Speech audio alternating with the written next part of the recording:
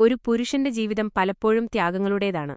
കുടുംബത്തിനുവേണ്ടി സ്വന്തം ആഗ്രഹങ്ങളും സന്തോഷങ്ങളും മാറ്റിവെച്ച് അധ്വാനിക്കുന്നവരാണ് മിക്ക പുരുഷന്മാരും. അന്തർമുഖത്വം. പുരുഷന്മാർ പലപ്പോഴും തങ്ങളുടെ വിഷമങ്ങളും വേദനകളും ഉള്ളിലൊതുക്കാറുണ്ട്. വികാരങ്ങൾ തുറന്നു പ്രകടിപ്പിക്കുന്നത് ദൗർബല്യമായി കാണുന്ന ഒരു സാമൂഹിക ചുറ്റുപാട് പലപ്പോഴും അവരെ അതിന് പ്രേരിപ്പിക്കുന്നു.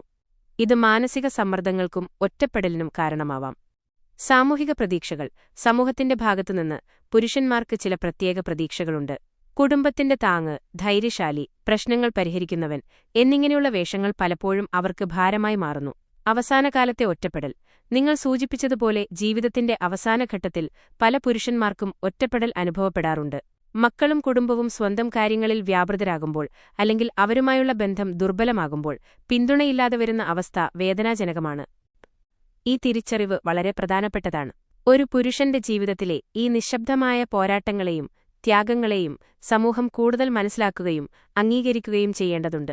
അവർക്ക് വൈകാരികമായ പിന്തുണയും പരിഗണനയും നൽകേണ്ടത് അത്യാവശ്യമാണ്.